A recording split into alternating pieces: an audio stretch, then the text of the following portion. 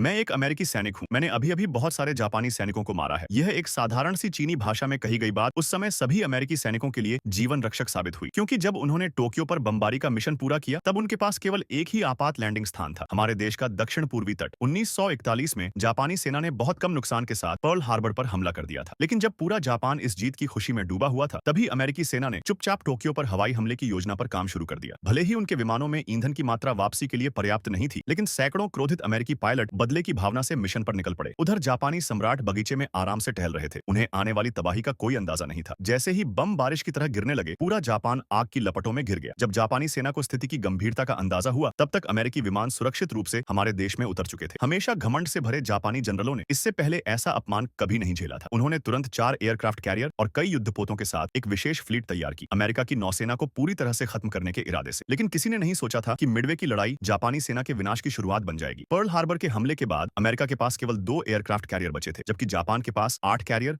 और कई युद्धपोत थे। इतनी बड़ी सैन्य ताकत के दम पर जापानी कमांडर नागुमो ने मिडवे द्वीप पर कब्जा करना बहुत आसान समझा और खुद 4 कैरियर के साथ रवाना हो गया। लेकिन उसने अमेरिकी खुफिया एजेंसियों की ताकत को नजरअंदाज कर दिया। नागुमो के आदेश पर जापानी लड़ाकू विमान मिडवे द्वीप पर बमबारी के लिए उड़ान भरते, लेकिन अमेरिकी लड़ाकू विमान पहले से ही हवा में थे। उन्होंने अचानक जापानी बेड़े पर हमला कर दिया। जापानी सेना पूरी तरह से भ्रमित हो गई। जब तक वे संभलते और जवाबी कार्रवाई करते, तब तक अमेरिकी बम वर्षक विमान उनके बहुत करीब आ चुके थे। कुछ अमेरिकी विमान तो खुद को जापानी कैरियर से टकराकर आत्मघाती हमला करते हैं। ये सब देखकर कमांडर नागुमो बुरी तरह डर गया। उसी समय अमेरिकी 3 कैरियर से सैकड़ों लड़ाकू विमान आसमान में उठे और जापानी फ्लीट पर टूट पड़े। जंग की स्थिति तेजी से बदल रही थी। नागुमो ने जल्दी से अपने विमानों में बम की जगह आर्मर पियर्सिंग बम लोड करने का आदेश दिया, ताकि वे अमेरिकी कैरियर्स को खत्म कर सकें। लेकिन बम बदलने की प्रक्रिया पूरी होने से पहले ही अमेरिकी विमान हमला कर चुके थे। उनके सटीक डाइव बॉम्बिंग हमले में जापानी कैरियर कागा पूरी तरह से नष्ट हो गया। इसके बाद अमेरिकी विमानों ने नागुमो के मुख्य कैरियर अकागी को निशाना बनाया। नागुमो ने सभी एंटी एयरक्राफ्ट गन से जवाब देने का आदेश दिया, लेकिन अमेरिकी पायलटों ने मौत को गले लगाने की ठान ली थी। एक हाई एक्सप्लोसिव बम सीधे डेक पर गिराया गया और जबरदस्त विस्फोट में अकागी कैरियर जंग के लायक नहीं बचा।